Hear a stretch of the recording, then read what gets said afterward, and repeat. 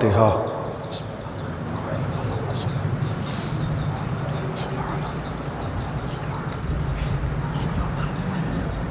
الحمدللہ رب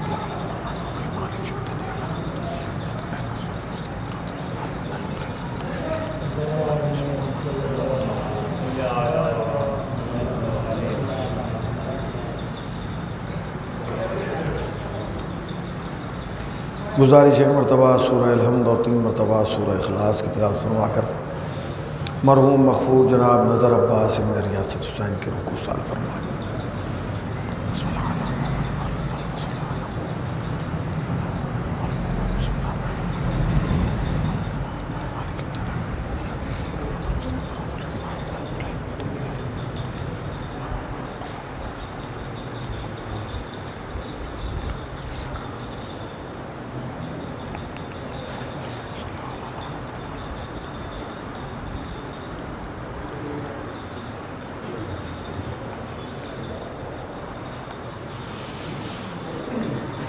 لا حول ولا قوة الا باللہ العلی العظیم۔ اعوذ باللہ من الشیطان اللعین الرجیم، بسم اللہ الرحمن الرحیم۔ الحمدللہ الذی ذکرہ للشرف الذاکرین وشکرہ فوز للشاکرین وطاعتہ نجاة للمطیعین۔ الصلاة والسلام علی رسول الثقلین محبوب رب المشرقین ورب المغربین ولی الدارین امام القبلتین جد الحسن والحسین ابی القاسم محمد۔ اما بعد فقد قال اللہ حق سبحانہ تبارکہ وتعالی وقولہ الحق۔ بسم اللہ الرحمن الرحیم۔ انا للہ و انا الیہ راجعون۔ صلوات پڑھ دیں بر محمد و آل محمد۔ اس کی ای کو کم کر دیں، ای کو ختم کر دیں، بالکل ای کو ختم کر دیں، نہیں بالکل ختم کر دیں۔ ہاں حاضرین فرش عزا بالکل ٹھیک ہے ایسے رہنا ہے۔ اور صاحبان ولا، ایک مرحوم کے سال ثواب کے لیے مجلس عزا بعنوان مجلس چہلم برپا کی گئی ہے۔ ہم اور آپ جمع ہوئے ہیں ان کے اہل خانہ کو تعزیت پیش کرنے کے لیے اور صبر کی تلقین کرنے کے لیے۔ یہی قانون حیات ہے اور یہی اصول زندگی کہ جب ہمارے درمیان سے کوئی مومن یا مومنہ اس دار فانی کو چھوڑ کر اس عالم بقا میں قدم رکھتا ہے تو ہم اس کے ایصال ثواب کے لیے مجلس امام حسین برپا کرتے ہیں۔ اگر ہم اور آپ اپنی زندگی کا جائزہ لیں تو آپ کو باقاعدہ طور پر اس بات کا احساس ہوگا کہ ہماری اور آپ کی زندگی میں جتنی بھی رونقیں ہیں ان سب کی رونقوں کا سبب مجلس امام حسین ہے۔ جتنی بھی دینداری ہے اس دینداری کا سبب مجلس امام حسین ہے۔ جتنا بھی ہمارا قرآن کے ذریعے تعارف ہوا ہے وہ سب مجلس امام حسین علیہ السلام کا شرف ہے۔ جتنا بھی ہم اہل بیت کو پہچانتے ہیں اس سب کا سبب مجلس امام حسین ہے۔ یہی وجہ ہے کہ جب ہمارے یہاں کوئی جاتا ہے تو ہم اس کے لیے مجلس امام حسین رکھتے ہیں۔ چونکہ پوری زندگی مجلس کرتا گیا ہے لہٰذا ایصال ثواب بھی مجلس ہی کے ذریعے کیا جائے۔ قرآن مجید کی جس آیہ کریمہ کو میں نے تلاوت کیا ہے اس مجمع کے اندر ایک بھی فرد بشر ایسا نہیں ہے جو اس آیہ کریمہ کا حافظ نہ ہو۔ جتنے بیٹھے ہیں سب کو یہ آیت یاد ہے۔ آدھی آیت میں پڑھتا ہوں، آدھی آپ خود پڑھ دیں گے۔ بسم اللہ الرحمن الرحیم۔ انا للہ و انا الیہ راجعون۔ یہ آیت ہے جو آپ حضرات کو پہلے سے یاد ہے۔ کبھی آپ نے سوچا کہ یہ آیت آپ کو کیوں یاد ہو گئی؟ کس لیے یاد ہو گئی؟ اس لیے کہ یہ قرآن مجید کی وہ واحد آیت ہے کہ جو آپ کو آپ کی ماں نے یاد نہیں کرائی ہے، آپ کے استاد نے یاد نہیں کرائی ہے، آپ کو مکتب اور مدرسے میں یاد نہیں کرائی گئی ہے۔ اس کے باوجود بھی قوم کا ہر بچہ، وہ عالم ہو کہ قابل، فاضل ہو یا جاہل، ہر فرد بشر کو یہ آیت یاد ہے۔ اس کا مطلب یہ ہے کہ اس کا تعلق استاد کی تربیت سے نہیں ہے، زندگی کی ضرورت سے ہے۔ یہ جو آیت ہے یہ آپ کو کسی استاد نے نہیں، بلکہ جس اسلامک سماج میں، جس اسلامی معاشرے میں آپ رہ رہے ہیں، اس نے ہمیں یہ سکھایا ہے کہ جب ہمارے درمیان سے کوئی اس دنیا سے اس دنیا میں چلا جائے تو اس کا افسوس، اس کی تعزیت اپنے الفاظ میں نہیں کرنا ہے، بلکہ اپنی زبان پر یہ کلمہ جاری کرنا ہے اور کہنا ہے انا للہ و انا الیہ راجعون۔ اچھا، کمال یہ ہے کہ یہ آیت آپ سے اس وقت پڑھوائی جا رہی ہے جب گھر میں کوئی انتقال ہو گیا، جب کسی کی موت ہو گئی، جب کسی کی خبر غم آئی، تو آپ سے کہا گیا کہ آپ اس آیت کی تلاوت کریں۔ میرا آپ سے ایک سوال ہے، قرآن پڑھنے والے لوگ موجود ہیں، جن کی قرآن پہ نگاہ ہے وہ افراد موجود ہیں، جو قرآن کو جانتے پہچانتے ہیں وہ لوگ یہاں موجود ہیں، جنہوں نے قرآن کو بخوبی دقت سے پڑھا ہے وہ افراد موجود ہیں۔ کیا قرآن میں لفظ موت نہیں آیا؟ بھئی کیا قرآن میں لفظ موت نہیں آیا؟ قبلہ موجود ہے، آپ ان سے پوچھئے۔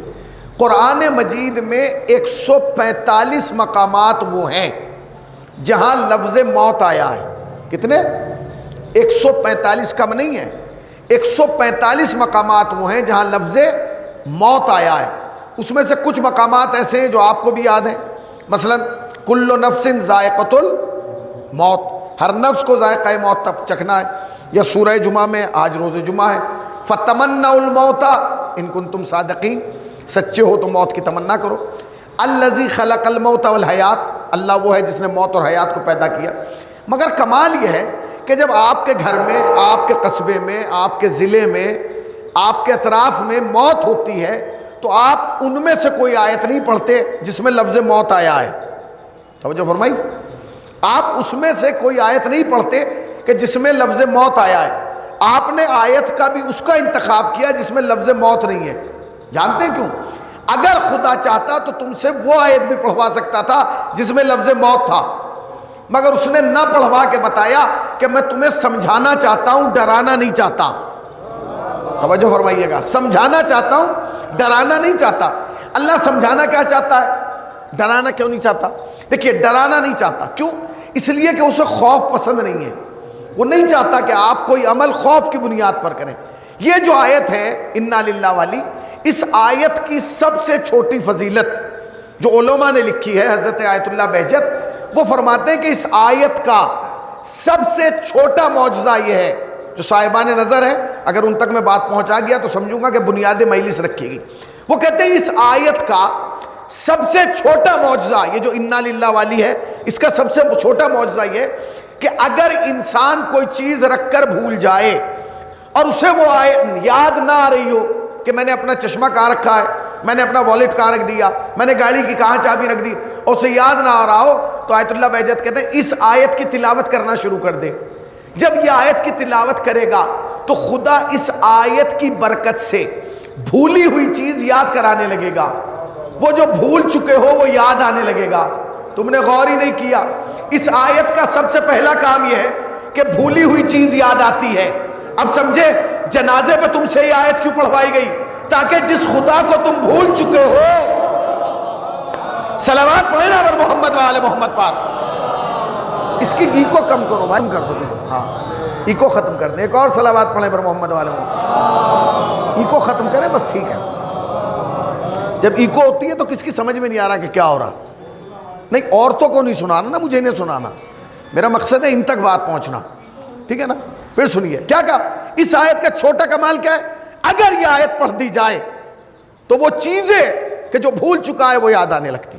خدا یہ چاہتا ہے کہ اس آیت کے ذریعے اس خدا کو یاد کرو جسے تم بھلا چکے ہو، جسے تم فراموش کر چکے ہو، جسے حکومت کے شوق میں تم بھلا چکے ہو، جسے دولت کے انبار میں تم دبا چکے ہو، جسے سکوں کی جنکار میں بھلا چکے ہو۔ سچ بتاؤ، جب گھر میں موت ہوتی ہے تو کون یاد آتا ہے؟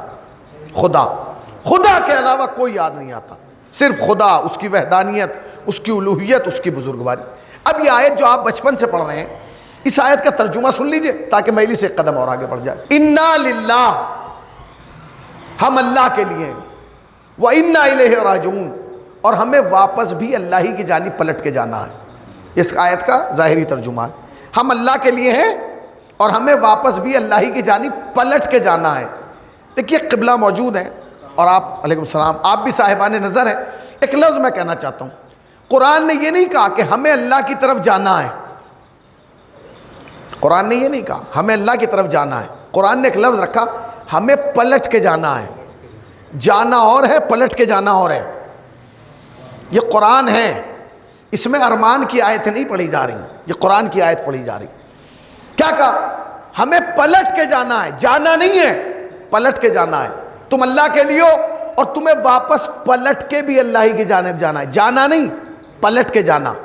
جانے میں اور پلٹ کے جانے میں ایک فرق ہے، وہ فرق جانتے ہیں کیا ہے؟ وہ فرق میں ابھی بتاؤں گا آپ کو۔ آپ مجلس میں آئے ہیں یا پلٹ کے آئے ہیں؟ زور سے بولیے، مجلس میں آئے ہیں یا پلٹ کے آئے ہیں؟ ہر عقل مند آدمی کہے گا مولانا مجلس میں آئے ہیں، پلٹ کے گھر جائیں گے۔ اس کا مطلب یہ ہے کہ پلٹا وہاں جاتا ہے جہاں سے آیا ہو۔ توجہ فرمائیے، صلوات پڑھیں نا پر محمد والے محمد پر۔ پلٹ کے نہیں، ہم کہاں ہیں؟ اللہ کی جانب سے آئے، ہمیں واپس اللہ ہی کی جانب پلٹنا ہے۔ مطلب کیا؟ جہاں سے آئے ہو پلٹنا بھی ادھر ہے۔ تمہاری برگشت، تمہاری واپسی کس طرف ہے؟ خدا کی طرف ہے۔ اس کا مطلب یہ ہے کہ یہ دنیا قیام گاہ نہیں ہے، یہ دنیا گزرگاہ ہے۔ اسے قیام گاہ سمجھنا ایک لطیفہ ہے، ایک حماقت ہے، ایک شوخی ہے۔ انسان اپنا خود مذاق اڑا رہا ہے یہ کہہ کے کہ مجھے اس دنیا میں رہنا ہے۔ نہیں، یہ دنیا قیام گاہ نہیں ہے، یہ دنیا گزرگاہ ہے۔ تم آئے ہو مگر پلٹ جاؤ گے کس کی طرف؟ خدا کی طرف۔ اچھا خالی خدا یہ کہہ دیتا کہ تمہیں پلٹنا ہے اللہ کی طرف؟ نہیں، دو لفظ رکھے، انا للہ و انا الیہ راجعون۔ تم اللہ کی جانب سے آئے ہو اور تمہیں پلٹ کے بھی جانا اللہ کی جانب ہے۔ تو یہ بتائیے کیا وہ آنے کا تذکرہ کرنا ضروری تھا؟ میں جانے کا کر دیتا، کہتا تمہیں اللہ کی طرف پلٹنا ہے؟ نہیں، پہلے آنے کا تذکرہ کیا پھر جانے کا تذکرہ کیا۔ یعنی ایک ہی آیت میں دو پہلو رکھے، آنا بھی اور جانا بھی۔ چونکہ دنیا کا بے وقوف ترین انسان وہ ہے جو ایک پتھر سے دو بار ٹکرائے۔ یہ مولا کا جملہ ہے، مولا کائنات فرماتے ہیں دنیا کا بے وقوف ترین انسان وہ ہے جو ایک پتھر سے دو بار ٹکرائے۔ کیا مطلب؟ مولا کہنا یہ چاہتے ہیں کہ اگر عقل مند انسان ہے تو اپنے آنے سے جانے کا اندازہ لگا لے گا کہ جتنی زحمت آنے میں ہوئی ہے اتنی زحمت آپ کو جانے میں ہوگی۔ مثلاً میں مظفر نگر سے آیا، مجھے آنے میں 20 منٹ لگی۔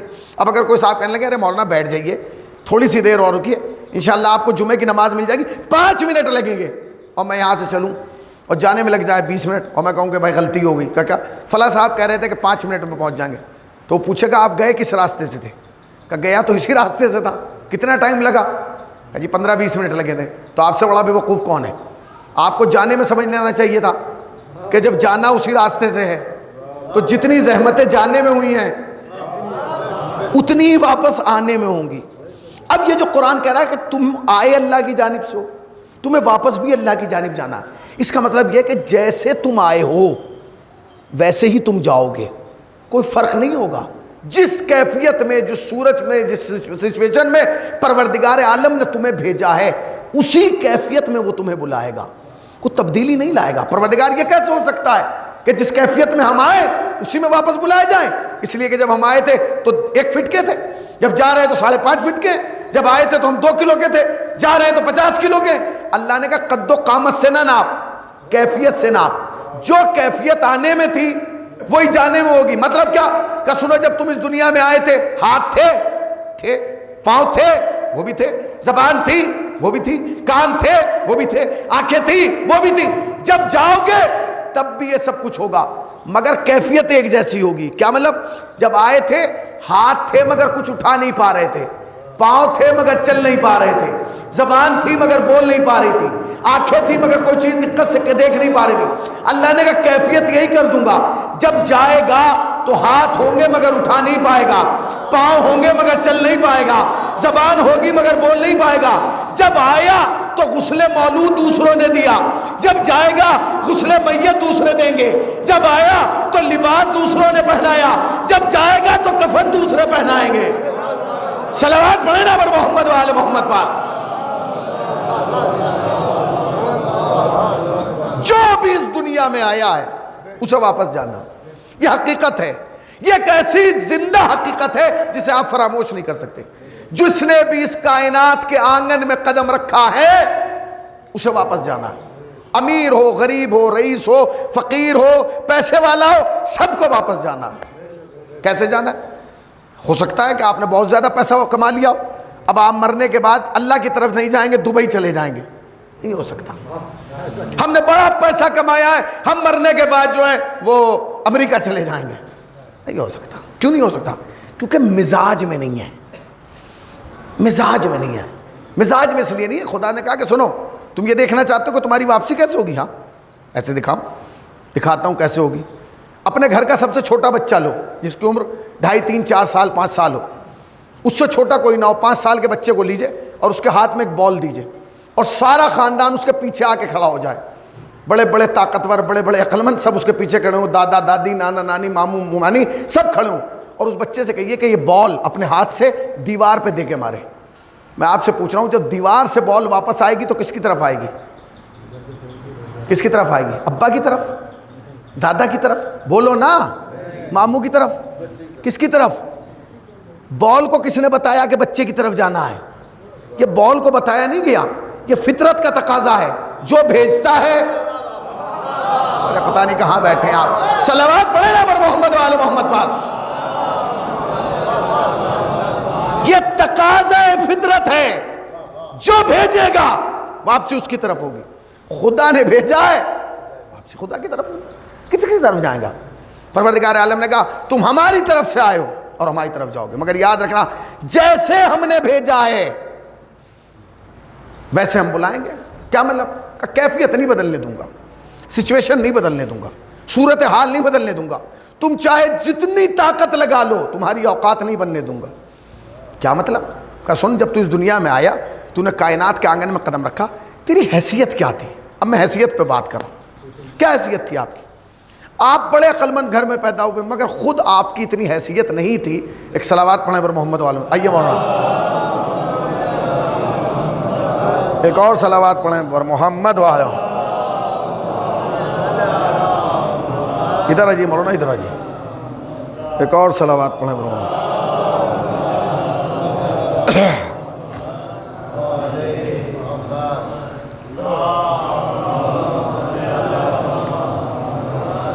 توجہ سنیے گا، اللہ نے کہا میں تیری حیثیت نہیں بننے دوں گا۔ تو کیا سوچ رہا ہے؟ تو نے کلب کا کرتا پہن لیا، تو نے مہنگی واسکٹ ڈال لی، تو بڑی گاڑی سے چلنے لگا، تو نے بڑا بنگلہ بنا دیا، تو نے انبار جمع کر دیا، کچھ نہیں، تیری حیثیت میں تجھے بتاؤں گا۔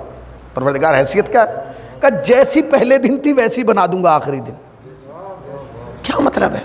اللہ نے کہا پہلا دن یاد رکھ، اوقات میں رہے گا، وہ جو پہلا دن ہے نا، آنے والا دن، پر جیسا آنے والا ہوگا آخری دن بھی ایسا ہی ہوگا۔ پروردگار کہتے کہ سن، جب تو دنیا میں گیا سب کچھ تھا تیرے پاس، مگر تیری اتنی اوقات نہیں تھی کہ تو میری بارگاہ میں جانے سے پہلے ہاتھوں کو جوڑ کے کہہ دیتا پروردگار تو بھیج تو رہا ہے مجھے، ماسٹر کے گھر میں نہ بھیج، ڈاکٹر کے گھر میں بھیج دے، ڈاکٹر کے گھر میں نہ بھیج، ڈی ایم کے گھر میں بھیج دے، ڈی ایم کے گھر میں نہیں، پی ایم کے، ایم پی صاحب کے، ودھائک صاحب کے، چودھری کے، متولی کے، خزانچی کے، اس کے گھر میں بھیج۔ نہیں، حیثیت نہیں تھی کہ تم اپنے گھر سے اپنی مرضی سے اپنا گھر چن لو، حد ہو گئی۔ تمہاری اتنی بھی اوقات نہیں تھی کہ اپنی مرضی سے گاؤں یا شہر چن لو۔ پروردگار مجھے سید پورے میں نہیں پیدا ہونا ہے، مجھے تو دلی میں پیدا ہونا ہے، نہیں۔ تمہاری اتنی بھی حیثیت نہیں تھی کہ علاقہ چن لو، اس محلے کے فلاں محلے میں نہیں، فلاں محلے میں پیدا ہونا ہے، گلی چن لو، چوراہا چن لو، ابا چن لو، نہیں، کوئی حیثیت۔ حد یہ ہو گئی کہ تمہاری اتنی اوقات نہیں تھی کہ تم آنے سے پہلے موسم چن لو۔ پروردگار ابھی گرمی ہو رہی ہے، ٹھنڈ میں جاؤں گا، یہی تو اوقات تھی۔ پروردگار نے کہا بس یہی دن یاد رکھنا کہ میں اتنا بڑا قادر مطلق ہوں کہ جب میں نے تجھے اس دنیا میں بھیجا، نہ تجھ سے باپ پوچھا، نہ محلہ پوچھا، نہ گھر پوچھا، نہ گلی پوچھی، نہ موسم پوچھا، نہ گھرانہ پوچھا، نہ علاقہ پوچھا، مجھے بھیجنا تھا، میں نے بھیج دیا۔ اور سن، 50 60 70 سال کی زندگی میں وہاں جا کے مجھے بھلا مت دینا، کبھی وہاں کی رونقوں میں بھول جائے، اس لیے کہ تیرا مزاج بدلے گا، میرا نہیں۔ میرا تو مزاج یہ تھا کہ میں نے بغیر پوچھے بھیجا۔ اور سن، 50 60 70 سال کے بعد جب چاہوں گا، جس گھر سے چاہوں گا، جس محلے سے چاہوں گا، جس گلی سے چاہوں گا، جس شہر سے چاہوں گا، جس علاقے سے چاہوں گا، جس ملک سے چاہوں گا، واپس بلا لوں گا۔ اب میری آپ سے گزارش ہے ہاں یا نا میں جواب دیجیے گا بہت جلدی جلدی. تمہاری آنے میں چلی؟ ارے بھائی بولو. اچھا جو نہیں بول رہے ہیں ان کی چلی تھی؟ تمہاری آنے میں چلی؟ زور سے بولے. تمہاری جانے میں چلے گی؟ بس یہی تو اسلام ہے. اسلام تمہیں یہی تو بتانا چاہتا ہے کہ انسان ہوش میں آ. جب تیری نہ آنے میں چل رہی ہے نہ جانے میں چل رہی ہے تو پھر بغض کیوں چل رہا ہے؟ حسد کیوں چل رہا ہے؟ اناد کیوں چل رہا ہے؟ گھمنڈ کیوں چل رہا ہے؟ تکبر کیوں چل رہا ہے؟ انانیت کیوں چل رہا ہے؟ یہ بغض کی دکانیں کیوں گرم ہیں؟ یہ انانیت پروان کیوں چل رہی ہے؟ اس لیے کہ جب تیری کوئی حیثیت نہیں ہے. پروردگار تیرا احسان ہے کہ تو ہمیں بار بار آئینہ دکھا رہا ہے. اچھا آج ہی نہیں چل رہی ہے، زمانے قدیم میں بھی نہیں چلی نا. جیسے آج نہیں چل رہی ہے زمانے قدیم میں بھی کسی کی نہیں چلی، کسی کی نہیں چلی، چلنے نہیں دی. جب جناب امیر کا ظاہری حکومت ملی اور حضرت علی نے دارالحکومت کوفے کو بنایا، آپ کوفہ تشریف لائے، لے آئے کوفے میں. پہلا دن ہے حضرت علی کو کوفے میں، پہلا دن گزرا، رات آ گئی. حضرت امیر اپنی جگہ سے اٹھے اور اٹھ کے دارالامارہ تشریف لائے جہاں سے حکومت چلائی جاتی تھی. اور آپ نے آگے دق الباب کیا. اس نے دروازہ نہیں کھولا. جناب امیر نے پھر آواز دی، فلا فلا فلا. اس نے پھر بھی دروازہ نہیں کھولا، اس لیے کہ جسے جناب امیر آواز دے رہے تھے وہ سو رہا تھا. اب خود سوچئے رات کے 2:30-3 بجے آدمی کسے آواز دے گا؟ اسی کو دے گا جسے کہہ کے گیا ہو کہ جاگتا رہنا. اور جسے جاگتے رہنے کا حکم دیا جائے رات میں کہ تم جاگتے رہنا، تمہیں پہرا دینا ہے، اسے ہماری زبان میں کیا کہتے ہیں؟ چوکیدار. اسے کیا کہا جاتا ہے؟ چوکیدار. جناب امیر دارالامارہ پہ تشریف لائے اور آپ نے آواز دی چوکیدار کو، فلا. چوکیدار نے جواب نہیں دیا. کیوں؟ کیونکہ چوکیدار سو گیا. ایک لفظ کہہ رہا ہوں، آپ سے زیادہ تجربہ کسی کو نہیں ہے کہ جب چوکیدار سوتا ہے تو کیا ہوتا ہے. ہم نے یہ دیکھا ہے کہ اگر ملک کا چوکیدار سو جائے تو ملک برباد ہو جاتا ہے، صوبے کا چوکیدار سو جائے تو صوبہ برباد ہو جاتا ہے، شہر کا چوکیدار سو جائے شہر برباد ہو جاتا ہے، گاؤں کا چوکیدار سو جائے گاؤں برباد ہو جاتا ہے، محلے کا چوکیدار سوئے محلہ برباد، خاندان کا چوکیدار سوئے خاندان برباد، گھر کا چوکیدار سوئے گھر برباد، عقیدے کا چوکیدار سوئے تو آخرت برباد. چوکیدار کو نہیں سونے دینا. چوکیدار نہ چوکیدار کیا مطلب؟ ہمارے گھر میں تو کوئی چوکیدار نہیں. تیرے گھر میں اللہ نے تمہارے اندر ایک چوکیدار رکھا ہے. جتنے یہاں بیٹھے ایک بھی ایسا نہیں ہے جس کے پاس چوکیدار نہ ہو. آپ کہیں گے مولانا ہمیں تو چوکیدار کا نہیں پتہ چلا. ہماری کبھی اس سے ملاقات نہیں ہوتی ہے مگر آپ کو احساس نہیں ہوتا. مثلا جب آپ اچھا کام کرتے ہیں، کسی کی مدد کرتے ہیں بغیر بتائے، تو اندر سے ایک آدمی آواز دیتا ہے، جیو بڑا اچھا کام کیا، اللہ تجھے حفاظت کرے. اور جب آپ کسی کا حق مارتے ہیں تو وہی اندر سے کہتا ہے بس لعنت ہو تجھ پہ، یہ تو نے کیا کیا. بس جب تک یہ آواز آ رہی ہے سمجھنا چوکیدار جاگ رہا ہے. صلوات پڑھے نا پر محمد وال محمد وال. چوکیدار جاگ رہا ہے، چوکیدار جاگ رہا ہے. جناب امیر نے کہا، آواز دی، اٹھا ہی نہیں. آپ نے جا کے دق الباب کیا، اٹھا آنکھیں ملتا ہوا، مولا خیریت؟ کہا کیسے آنا ہوا؟ اب اس کو تو سوال کرنا تھا نا. رات کے 2:30-3 بجے جناب امیر آ گئے، ابھی تو صبح نہیں ہوئی، پہلا دن ہے، پہلی رات ہے. تو جناب امیر نے کہا میں آیا ہوں. کہا مولا کیوں آئے؟ کہ زکوٰۃ آئی ہے؟ اس نے کہا مولا زکوٰۃ آئی ہے. کہاں ہے؟ کہا اتار کے گئے تبھی میں سویا ہوں. تو جناب امیر نے کہا اسی لیے میں آیا ہوں کیونکہ زکوٰۃ آئی ہے تو میں آ گیا ہوں. کہا مولا میں سمجھا نہیں، زکوٰۃ آئی آپ بھی آ گئے؟ کہا اس لیے آیا ہوں تاکہ زکوٰۃ لوگوں میں تقسیم کر دوں. جن لوگوں کا حق زکوٰۃ میں ہے ان لوگوں میں وہ تقسیم کر دوں، بس اتنا کام ہے میرا، پھر میں اپنے گھر چلا جاؤں گا. اس نے گھڑی دیکھی، آسمان کو دیکھا، کہہ رہے مولا آپ نے اپنی نیند خراب کی، آپ کے اختیار میں تھا. میری بھی آپ نے نیند خراب کر دی، آپ کا نوکر ہوں، کوئی بات نہیں، مگر اب آپ چاہتے ہیں کہ آدھے کوفے کی نیند خراب کروں. تو مولا نے کہا پھر کیا کروں؟ کہا مولا آپ جا کے سو جائیے، میں صبح اٹھوں گا، آپ کو بھی اٹھا لوں گا، انہیں بھی اٹھا لوں گا، سکون سے زکوٰۃ بانٹ دیجیے گا. جب جناب امیر نے سنا نا، ناراض نہیں ہوئے، مسکرا کہنے لگے واہ کیا رائے دی ہے تو نے، میں جا کے سو رہا ہوں، مگر اتنا کر ذرا جا کے کاغذ اور قلم لے کے آ. دوڑ کے گیا اور کاغذ اور قلم لے کے آیا. آپ نے تاریخ نہیں دیکھی، دوڑ کے گیا اور کاغذ اور قلم لے کے آیا. اس کا مطلب یہ تھا کہ چوکیدار تھا مگر شریف تھا، جو معصوم کا کاغذ اور قلم مانگنے پہ دے دیا. کچھ ایسے بھی تاریخ میں خبیث گزرے کہ نبی کاغذ قلم مانگتا رہا، انہوں نے نہ دیا. دوڑ کے گیا کاغذ اور قلم لے کے آیا. مولا نے کہا اس پہ لکھو. کہنے لگا مولا فہرست بھی صبح ہی بناؤں گا. مولا نے کہا فہرست نہ بنا، اس پہ اتنا لکھ کے دے دے کہ تو صبح تک زندہ رہے گا.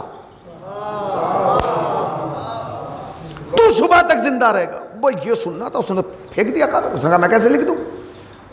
مولا نے کہا تو ہی تو کہہ رہا ہے صبح مجھے اٹھائے گا پھر انہیں اٹھائے گا.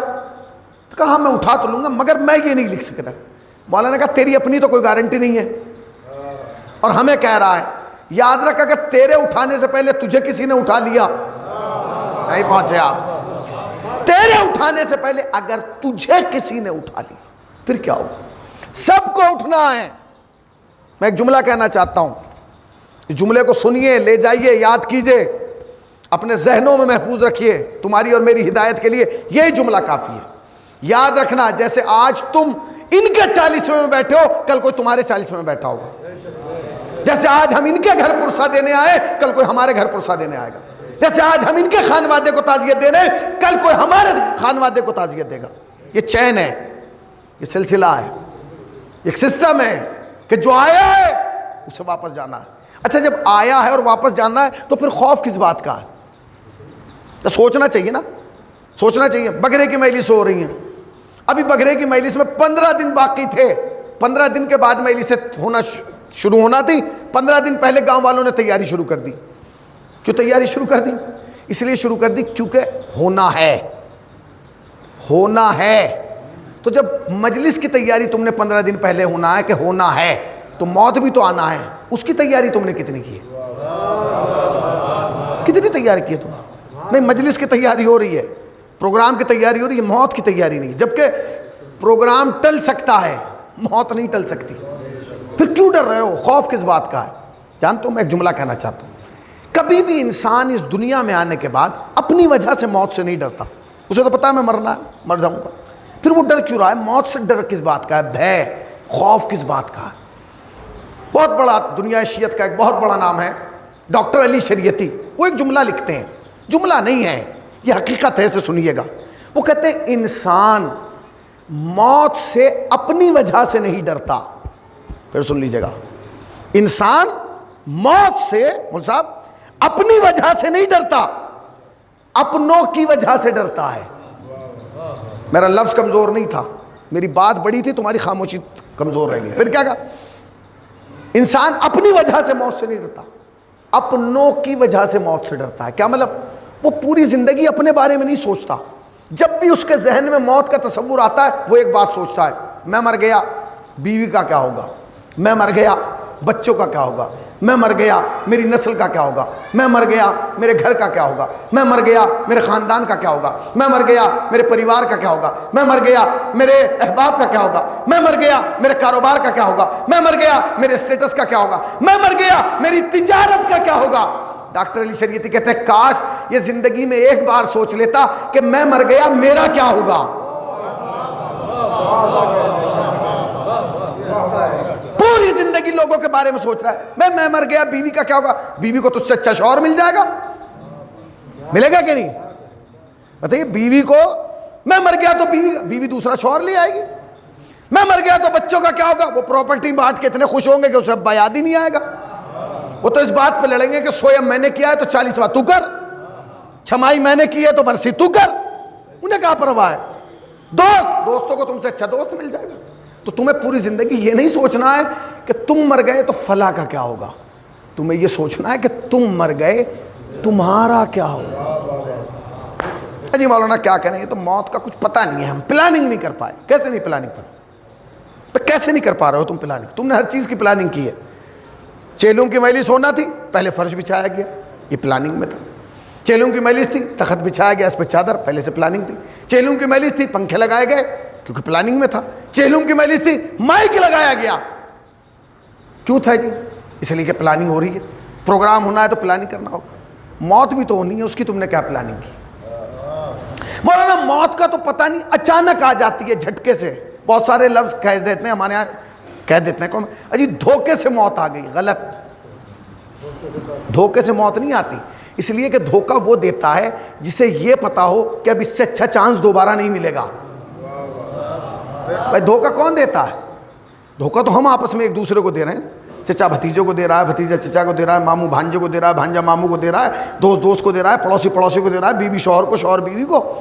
اس لیے دھوکہ دینے ہیں کیونکہ ہمیں پتا ہے اب اس سے اچھا موقع نہیں ملے گا. خدا کو تمہیں دھوکے سے مارنے کی ضرورت کیا ہے؟ اس کا تو تعارف ہی ہے پروردگار کسی کے اختیار میں نہیں ہے کہ تیری حکومت سے فرار کر جائے، کوئی طاقت میں نہیں ہے کہ تیرے حدود سے باہر نکل جائے۔ مولا کائنات چلا رہے ہیں، موت آ گئی، اچانک سے موت نہیں آتی، یاد رکھیے۔ دیکھیے جنہوں نے 15-20 سال پرانی گاڑیاں دیکھی نا، ایمبیسیڈر آپ نے دیکھی ہے؟ ایمبیسیڈر میں جو میٹر تھے اس میں ایک سپیڈ کا میٹر آیا کرتا تھا، ایک یہ بتاتا تھا انجن کتنا گرم ہے، اس کا ٹیمپریچر کتنا، ایک آتا تھا جس میں یہ بتایا جاتا تھا کہ اس میں تیل کتنا ہے، وہ تیل والا، بس اس میں یہ پتہ چلتا تھا کہ تیل کتنا ہے، سوئی اٹھ رہی ہے تو تیل ہے، سوئی بیٹھ رہی ہے، اچھا، مگر وہ میٹر یہ نہیں بتاتا تھا کہ اس کے اندر تیل اتنا ہے اور اتنا کلومیٹر جائے گی، اتنی ترقی نہیں تھی۔ مگر اس زمانے کی جو گاڑیاں آئی ہیں اس میں ترقی ہو گئی، اب اس میں یہ بھی بتاتا ہے میٹر کہ تیل کتنا ہے، اور یہ بھی بتاتا ہے کہ اس تیل میں اتنا کلومیٹر جائے گی۔ اب ترقی ہو گئی نا، ترقی ہو گئی، ٹھیک ہے جی۔ ایک صاحب گاڑی لے کے چلے یہاں سے دلی جانے کے لیے، تیل تھا اس میں 50 کلومیٹر کا، وہ چلا کہہ رہا تھا کہ 50 چلے گی، 50، اب 35 رہ گئی، اب 30 رہ گئی، اب گاڑی بند ہو گئی۔ اب آپ کھڑے میں کیا ہوا بھائی؟ کہ تیل ختم ہو گیا۔ میں میٹر دیکھ کے نہیں چلا تھا، نہیں میٹر تو دیکھ کے چلا تھا، اس نے بتایا نہیں تھا، نہیں بتایا بھی تھا، تو پھر تو نے کیوں نہیں ڈلوایا؟ اجی میں سوچ رہا تھا پہنچ ہی جائیں گے۔ ہر آدمی کہے گا تجھ سے بڑا بے وقوف کون ہے؟ ابھی جب میٹر بتا رہا تھا کہ نمٹنے والا ہے تو کچھ انتظام کر لیتا۔ اچھا میں آپ سے پوچھ رہا ہوں، جس نے گاڑی بنائی وہ زیادہ بڑا انجینئر ہے، جس نے انسان بنایا وہ زیادہ بڑا انجینئر ہے؟ بولیے، انسان والا، اس لیے کہ گاڑی چھوٹا پروڈکٹ ہے، انسان بڑا پروڈکٹ ہے۔ گاڑی والے نے تو ایک میٹر لگا دیا جو بتا دے گا کہ کتنا چلے گا، انسان بنانے والے نے میٹر نہیں لگایا۔ بھائی انسان بنایا تو کوئی میٹر تو لگے گا کہ یہ انسان کتنا چلے گا۔ پروردگار کتنا اچھا ہوتا کہ جب تو انسان کو پیدا کرتا اسی وقت کنفرم کر دیتا کہ جو بھی آیا ہے 100 سال جیے گا۔ اللہ قانون بنا دیتا کہ جو بھی دنیا میں پیدا ہوا 100 سال جیے گا، اس سے پہلے نہیں مرے گا۔ اچھے اعمال کیے تو صحت مند، برے اعمال کیے تو کھانس کے بیماریوں میں، کینسر میں ایسے مرے گا۔ اللہ نے کہا میں انسان بنا رہا تھا، گاڑی نہیں،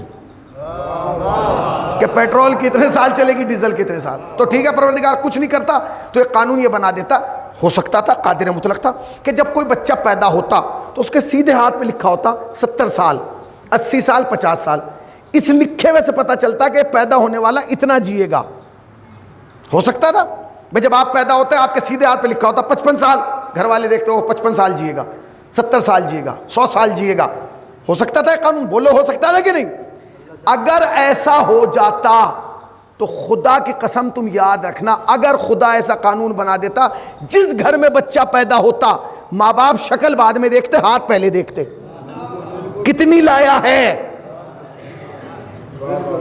اچھا وہ لکھ بھی دیتا، اس کے نتائج کیا نکلتے پتا تمہیں؟ اس کے نتائج یہ نکلتے کہ ماں باپ کی محبت سے پردہ اٹھ جاتا۔ یہ جو ماں باپ بڑی محبت کرتے ہیں، بڑی محبت کرتے ہیں اپنی اولاد سے، بڑی چاہتے ہیں، یہ راز ختم ہو جاتا۔ کیوں ختم ہو جاتا؟ اس لیے کہ جس کے ہاتھ پہ لکھا ہوتا 50 سال، اسے تو ماں باپ خوب کھلاتے، بڑھیا اسکول میں ایڈمیشن، بڑھیا ٹیوشن، اور جس کے لکھا ہوتا 7 سال جیے گا، 8 سال، بے تو جیے گا ہی 7 سال، اس پہ پیسہ کیوں لگانا؟ تو محبتوں میں فاصلہ ہو جاتا۔ اس لیے کہ جب تم اپنی اولاد کو پالتے ہو تو اس لیے نہیں پالتے کہ تم اپنی اولاد کو پال رہے ہو، تم جب اپنی اولاد کو پالتے ہو تو یہ سوچ کے پالتے ہو کہ آج ہم اسے پال رہے ہیں، کل یہ ہمیں پالے گا۔ تو جہاں بدل میں ہو، جہاں یہ نیت ہو کہ آج ہم اسے پال رہے ہیں کل یہ ہمیں پالے گا، وہاں پھر عبادت نہیں ہے، وہاں کیا ہے؟ وہاں صرف یہ ہے کہ ہم تو بدل لے رہے ہیں، آج ہم اسے پال رہے ہیں، ہمارے ریٹائرمنٹ کے بعد یہ ہمیں پالے گا۔ اگر تمہارے ریٹائرمنٹ سے پہلے وہ چلا گیا یا تمہیں بیوی ایسی مل گئی کہ اسے لے گئی، پھر کیا ہوگا؟ لہٰذا جب بھی تم اپنی اولاد کو پالنا، یہ سوچ کے نہ پالنا کہ آج ہم اسے پال رہے ہیں کل یہ ہمیں پالے گا، یہ سوچ کے پالنا کہ ہم مخلوق خدا کو پال رہے ہیں۔ بات رہی ہمارے پلنے کی، جو ہمیں آج پال رہا ہے وہ ہمیں کل بھی پالے گا۔ صلوات پڑھیں نا پر محمد والے محمد پر، توجہ فرمائیے، ایک اور صلوات پڑھ دیں پر محمد والے۔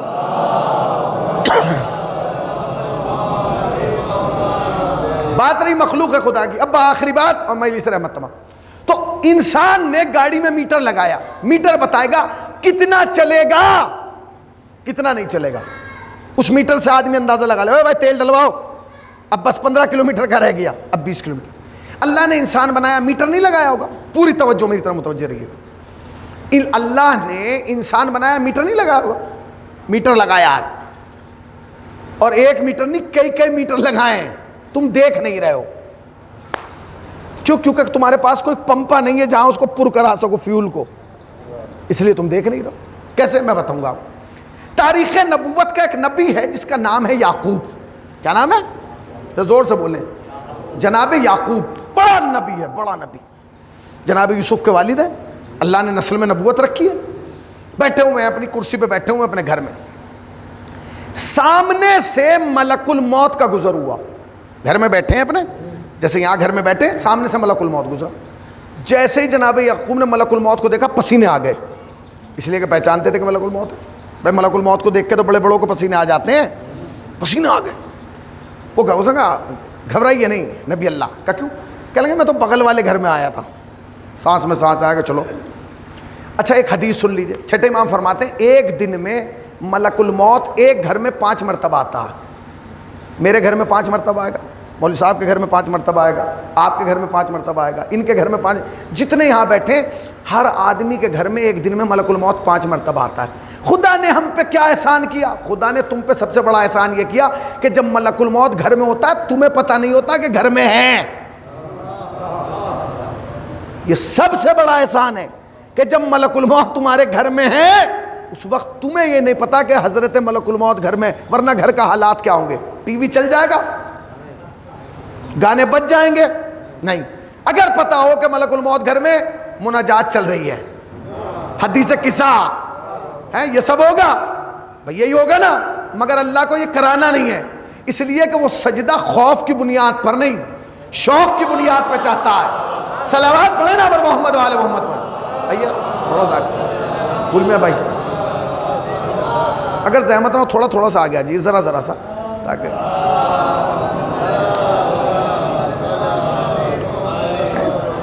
گھبرا گئے. ملک الموت نہیں کہ جی میں تو بغل والے گھر میں. اچھا, اس نے کہا ہو گیا کام؟ ہاں جا رہا ہوں واپس. چلا, آخری بات, اور مجلس تمام. تھوڑی دور چلا, ملک الموت نہ جانے اسے کیا خیال ہے, پھر واپس آیا اور نبی کی خدمت میں آ کے کہنے لگا جناب یعقوب کے, حضور میرے لائق کو خدمت ہو تو بتائیے. کون بتائے گا ملک الموت کو خدمت؟ آپ میں سے کوئی ہے؟ بھائی آپ میں سے کوئی ہے جو ملک الموت سے خدمت لے لے؟ بولو. کوئی نہیں لے گا, کیونکہ یہ سارا مجمع جانتا ہے کہ جس کی خدمت ملک الموت کر دیتا ہے پھر لوگ اس کی کرتے ہیں, وہ دوسرے کی نہیں کرتا. کوئی نہلوائے گا, کوئی دھلوائے گا, کوئی اٹھوائے گا, کچھ کی نہیں, کوئی خدمت نہیں, کوئی خدمت, جاؤ. انہوں نے کہا ٹھیک ہے تو میں جا رہا ہوں. وہ چلا, نہ جانے اسے پھر کیا خیال ہے, چلا جا ہی رہا تھا کہ پیچھے سے جناب یعقوب نے آواز دی, اے ملک الموت اسرائیل ادھر آؤ. وہ پلٹا, اس نے کہا مجھے, ہاں ادھر آؤ. کیا کہہ رہے تھے تم؟ اس نے کہا حضور میں یہ کہہ رہا تھا کہ آپ میرے لائق کو خدمت, کہ ہاں ایک خدمت ہے, کرو گے؟ اس نے کہا حضور اگر میرے لائق ہوئی تو من کروں گا. کہا بس ایک خدمت یہ ہے کہ تم اتنا کام کرنا میرے لیے کہ جب میری موت کا وقت قریب آئے 10 دن پہلے آ کے مجھے بتا دینا میں مرنے والا ہوں. 10 دن پہلے آ کے مجھے بتا دینا کہ میں مرنے والا ہوں. کتنی اچھی بات ہے. کیا خدا یہ کر نہیں سکتا؟ بھائی کیا خدا یہ کر نہیں سکتا؟ کیا بتائیے, کر سکتا ہے, مگر اس نے نہیں کیا. کیوں نہیں کیا؟ کیونکہ اگر کسی گھر میں آ کے کسی کو ملک الموت کہہ دینا, اے رشتہ داروں کو بٹھا کے 10 دن بعد آ رہا ہوں اسے لینے, آپ یقین جانے 10 دن نہیں پکڑے گا, 7ویں دن دم توڑ دے گا, کیونکہ موت کا خوف اتنا ہے. بھائی موت ہے, اس کی ایک ہیبت ہے. اس نے کہا کہ حضور ٹھیک ہے میں آ تو جاؤں گا, مگر مسئلہ یہ میری ڈیوٹی بڑی سخت ہے, ایک ایک گاؤں, ایک ایک قصبے, ایک ایک ضلعوں میں جانا پڑتا ہے, لہٰذا میرا آنا تو مشکل ہو جائے گا. میں اپنا نمائندہ بھیج دوں گا, وہ آ کے آپ کو بتائے گا کہ آپ مرنے والے ہیں.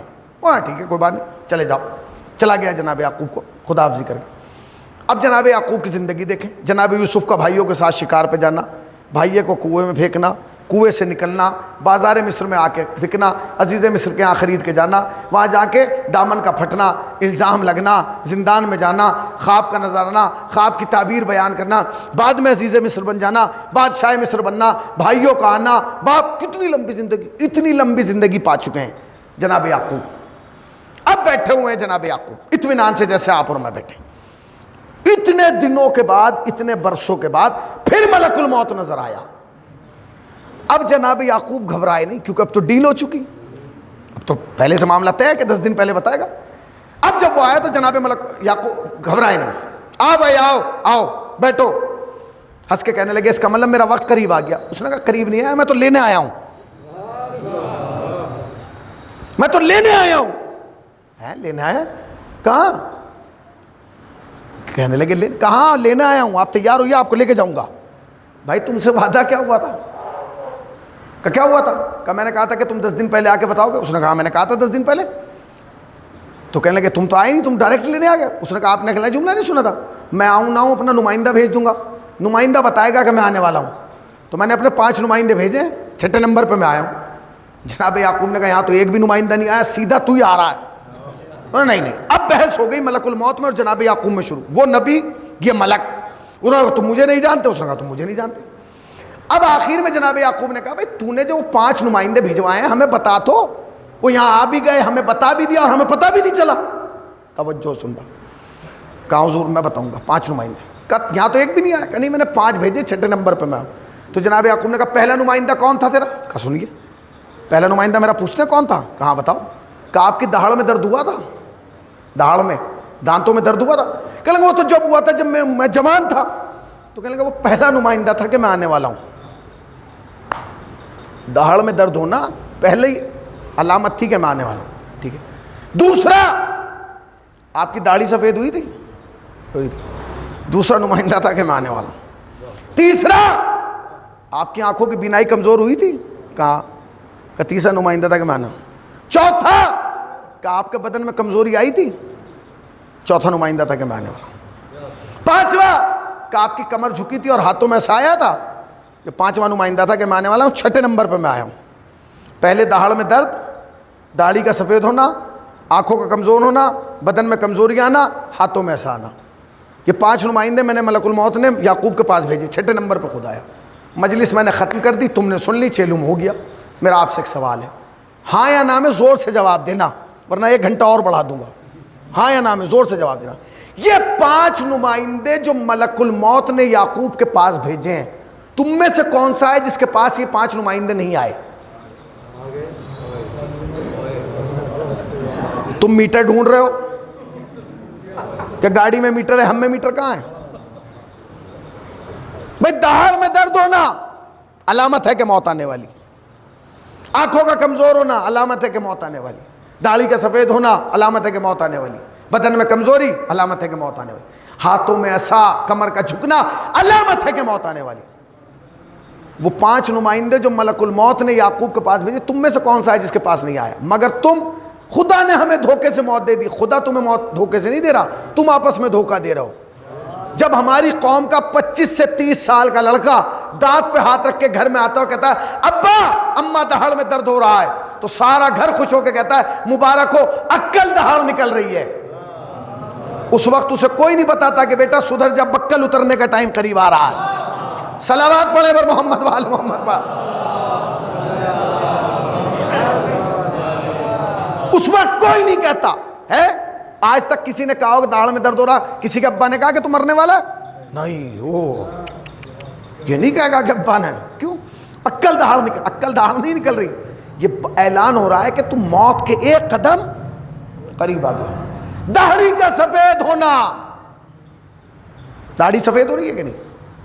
بولیے، پہلے کتنی عمر میں ہوتی ہے داڑھی سفید؟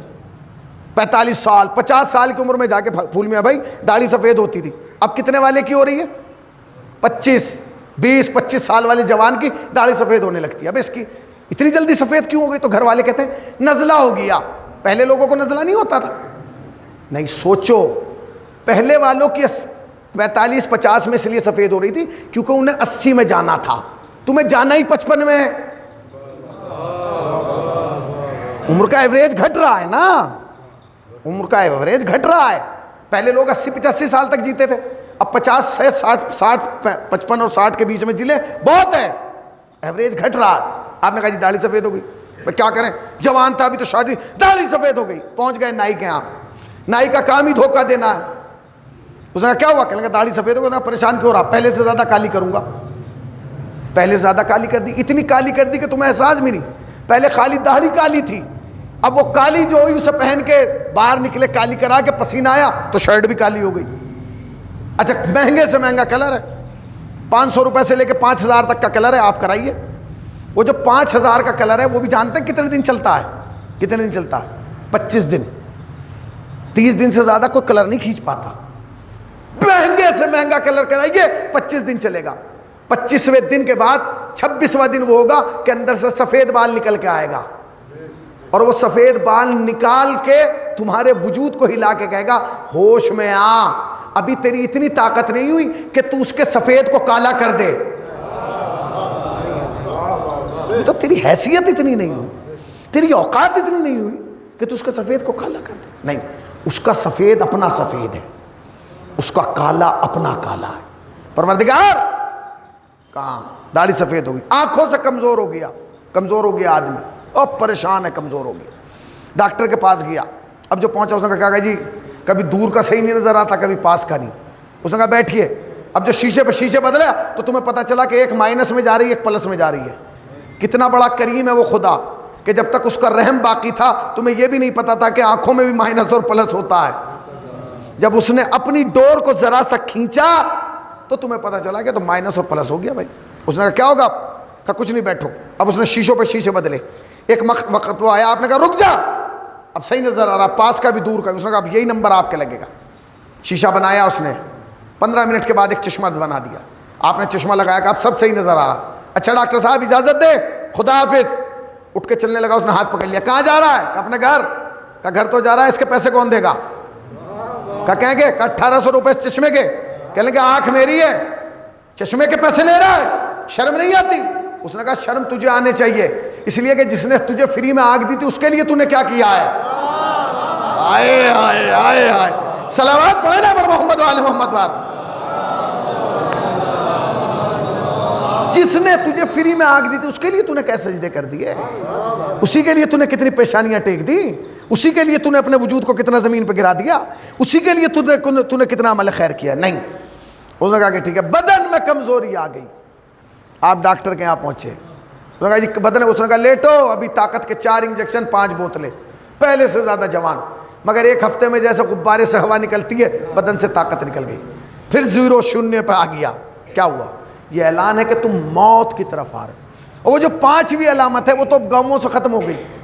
15-20 سال پہلے آپ سید پورے میں آتے تو 20 بوڑھے آپ کو ملتے جو بیت لے کے چلتے تھے. ملتے تھے نہیں ہر گاؤں میں 10-20 آدمی ملتے تھے بیت والے. اب کوئی بھی نہیں ہے کیونکہ عمر کا ایوریج گھٹ رہا. ہم نے تو دیکھ بھی لیے بیت والے، آنے والی نسل تو دیکھے گی نہیں کہ بوڑھے کیوں، نہ پتہ ہی نہیں ہوگا. تو 5ویں علامت تو ختم ہو گئی. تو بھائی میری آپ سے گزارش یہ ہے کہ ہر آدمی کے پاس میٹر ہے، اور ابھی مجلس میں چیک کر لے کہ وہ کس نمبر پہ بیٹھا ہوا ہے. ہاں جتنے یہاں بیٹھے ہر آدمی کے پاس میٹر ہے. ہر آدمی اپنا میٹر چیک کرے کہ میں پہلے نمبر پہ ہوں یا دوسرے نمبر پہ ہوں یا تیسرے پہ ہوں یا چوتھے پہ ہوں یا 5ویں پہ ہوں. کل کوئی یہ شکایت نہ کرے موت بغیر بتائے آ گئی. نہیں نہیں نہیں، موت بغیر بتائے نہیں آئی، موت بتا کے آتی ہے. مگر تم موت سے بھاگ رہے ہو، موت تم سے نہیں بھاگ رہی ہے. مجلس تمام ہو گئی، مجلس تمام ہو گئی. اصال ثواب کی مجلس تھی، ایک مومن کا 40واں تھا، ایک مومن کے 60 کی مجلس تھی. موت کے حوالے سے مکمل ہو گئی. ایام عزا قریب سے قریب تر ہے. اگر آپ حساب لگائیں تو 40 دن سے کم دن باقی ہیں حسین کی عزا میں اور تمہارے درمیان.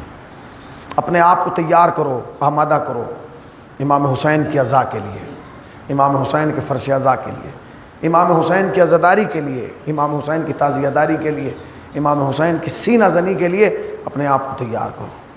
جب عید آتی ہے تو تم لباس بدلتے ہو. جب عید آتی ہے تم کوشش کرتے ہو کہ تمہارے جسم سے وہ بدبو نہ آئے جو عموماً آتی ہے، خوشبو لگاتے ہو. کیوں؟ اس لیے کہ تمہیں نمازی کی بغل میں کھڑے ہونا ہوتا ہے، تمہیں دوسرے نمازی کی بغل میں کھڑے ہونا ہوتا ہے، نہیں۔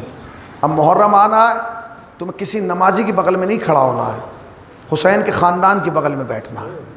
تو کوشش یہ کرنا کہ تمہارے جسم سے بو آئے نہ آئے، مگر تمہارے کردار سے خوشبو آنا چاہیے، اس لیے کہ اگر کردار کی خوشبو باقی ہے تو تم حسینی ہو، تم عزادار ہو، تم ماتمدار ہو، تم تعزیہ دار ہو۔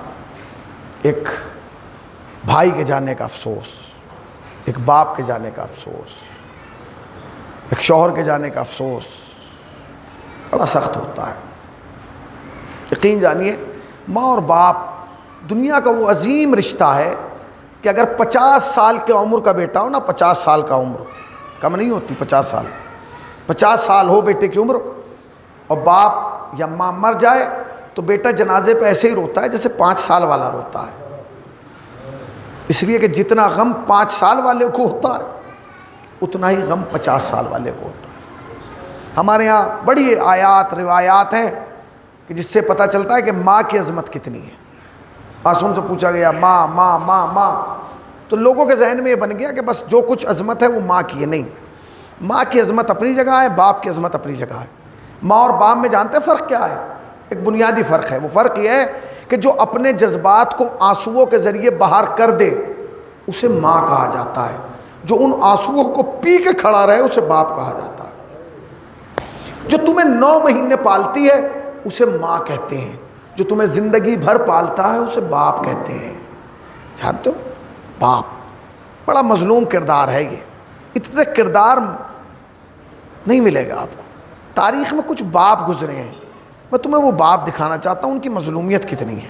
جانتے ہیں کتنی سخت ہے باپ کی مظلومیت، کتنی سخت ہے؟ تمہیں احساس ہو تو آؤ تمہیں میں علی اکبر کے لاشے پہ لے کے چلتا ہوں، لے کے چلتا ہوں۔ جب حسین علی اکبر کے لاشے پہ پہنچے اور سینے پہ ہاتھ رکھا تو برچھی دیکھی نہیں ٹٹولی، بابا ہاتھ ہٹا لیجئے۔ میرے لال کیوں؟ بابا ظالم آپ کے صبر کا امتحان لینا چاہتا ہے۔ بابا میرے سینے میں برچھی لگی ہے، اکبر مجھے نظر نہیں آ رہی ہے۔ کیوں بابا کیوں نظر نہیں آئی؟ میرے لال ادھر تو گرا ادھر آنکھوں کی بینائی چلی گئی۔ یہ باپ ہے جو بے اولاد کے درد کو برداشت نہیں کرتا، جو اولاد کے غم کو برداشت نہیں کرتا، جو اولاد کی مصیبت کو برداشت نہیں کرتا۔ باپ کتنا ہی بڑا ہو مگر اگر اولاد مصیبت میں ہوتی ہے تو وہ مچھلی کی طرح تڑپنے لگتا ہے، اس سے برداشت نہیں ہوتا۔ یہ تو جا کے آپ تاریخ امامت میں دیکھیے کہ حسین نے کیسے مصیبتوں کو برداشت کیا، جائیے دیکھیے۔ اب میں ایک جملہ کہہ کے اپنی مجلس کو مصائب کی طرف لے جانا چاہتا ہوں۔ لو عزیزو، اب میں تمہیں باپ کی فضیلت سناتا ہوں کہ باپ کیسے کہتے ہیں۔ کربلا میں کچھ باپ تھے اور کربلا میں کچھ مائیں تھیں۔ ماؤں کا کردار اپنی جگہ تھا، باپ کا کردار اپنی جگہ تھا۔ جانتے ہیں ایک باپ دکھانا چاہتا ہوں میں تمہیں، ایک باپ۔ اس باپ کی کیفیت کیا ہے؟ اس باپ کی کیفیت یہ ہے کہ پورے کنبے کا سائبان وہی ہے۔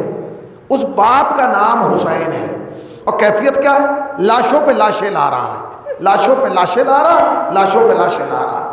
کمر جھک چکی ہے، آنکھوں سے نظر نہیں آتا، مرثیے پہ مرثیہ پڑھ رہا ہے۔ کبھی کہتا ہے عباس تیرے جانے نے کمر توڑ دی، کبھی کہتا ہے علی اکبر تیرے جانے سے آنکھوں کی بینائی چلی گئی، کبھی کہتا ہے اے اون محمد کیا اپنے غریب ماموں کو سہارا نہ دو گے۔ یہ کیفیت ہے اس باپ کی۔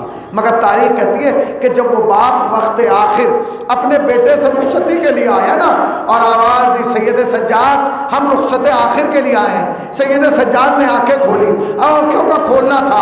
سجاد طلب کرے گئے، دائیں بائیں دیکھا، کہتے بابا آپ تنہا ہیں، بابا بھیا اکبر نہیں آیا، بابا بھیا چچا عباس نہیں آئے، بابا قاسم نہیں آئے۔ حسین نے رو کے کہا اے سجاد اب مردوں میں تیرے اور میرے علاوہ کوئی نہیں ہے، بھائی بابا کیا میرا اصغر بھی مارا گیا؟ اللہ اکبر۔ تاریخ کہتی ہے یہ ایک عجیب و غریب منظر تھا کہ جب ایک باپ اپنے بیٹے سے وقت آخر رخصت کے لیے آیا تھا۔ تاریخ کہتی ہے کہ حسین خیمے سے نکلے، مگر بعض روایت کہتی ہے کہ جب حسین نے کہا نا اب تیرے اور میرے علاوہ کوئی باقی نہیں، سید سجاد نے اٹھنا چاہا، آواز دی پھوپھی اماں ذرا میری تلوار لائیے۔ حسین نے ایک جملہ کہہ کے روک دیا، سجاد رک جاؤ اس لیے کہ تمہیں بار امامت کو اٹھانا ہے۔ اے سجاد یہ چھوٹا امتحان تھا جو میں نے طے کیا ہے، اے میرے لال تجھے کوفہ و شام تجھے بازاروں میں جانا ہے، تجھے درباروں میں جانا ہے، تجھے زندانوں میں جانا ہے، اے میرے لال تجھے پھوپھی کو سربراہنا بازاروں سے گزارنا۔ اللہ اکبر۔ تاریخ کہتی ہے کہ حسین بیٹے سے رخصت ہوئے، باہر آئے۔ اب جو آئے تو کیا کیفیت تھی، سامنے راہوار کھڑا ہوا تھا، حسین نے بیٹھنا چاہا، مگر عادت یہ تھی کہ جب حسین باہر نکلتے تھے علی اکبر گھوڑے کی لگام کو سنبھالتے تھے، عباس آگے بڑھ کے رکاب پیش کرتے تھے، اون و محمد آگے بڑھ کے سہارا دیتے تھے، حسین گھوڑے پہ سوار ہو جاتے تھے۔ مگر آج کوئی نہ تھا، حسین نے دائیں بائیں دیکھا، کوئی نہ تھا، مگر زینب آگے بڑھی اور بڑھنے کے بعد اپنے بھائی کے سلجنا کی رگا کو پکڑا اور حسین کو سوار کرا دیا۔ میرا دل چاہتا ہے کہ ایک جملہ کہوں، اے بی بی زینب کتنی خوش نصیب ہیں کہ آپ نے آخری وقت میں حسین کو سوار کرا دیا، مگر بی بی کل جب اسی میدان سے آپ رخصت ہوگی کوئی سوار کرانے والا نہ ہوگا، اے بی بی آپ فرات کا رخ کر کے کہیں گی اے عباس، مولا تمہیں کوئی غم نہ دے سوائے غم سرکار باب اللہ کے، مولا تمہیں آباد و شاد رکھے۔ تو تاریخ کہتی ہے کہ حسین میدان کی طرف جا رہے۔ اب جو حسین میدان میں پہنچے تو ایک حملہ کیا، روایت کہتی ہے حملے پہ حملہ، حملے پہ حملہ، حملے پہ حملہ، حسین نے 6 حملے کیے۔ 6واں حملہ کر کے حسین آئے اپنے خیمے میں واپس۔ اب جو آئے سید سجاد حسین کو پہچان نہیں پائے، اس لیے کہ سارے چہرے پہ خون لگا تھا، حسین کا جسم زخموں سے چور ہو چکا تھا۔ اب جو حسین گئے نا دوبارہ حملہ کر رہے، اب حسین واپس نہیں آئے، اس لیے کہ ایک آواز آئی اے نفس مطمئنہ اپنے رب کی طرف پلٹا۔ حسین نے تلوار کو نیام میں رکھ لیا، تلوار کا نیام میں رکھنا تھا، بھاگی ہوئی فوجیں سے ہوتی۔ اب جو روایت کا جملہ ہے وہ جملہ سن لیجئے، کوئی کہتا ہے تیر مارتا تھا، کوئی کہتا ہے تلوار مارتے تھے، کوئی کہتا ہے نیزہ، نہیں، روایت یہ کہتی ہے جس کے پاس کچھ نہ تھا وہ جھولی میں بھر کے گرم ریت لے کے آ رہا تھا اور فرزند زہرا کے جسموں پر ڈال رہا تھا۔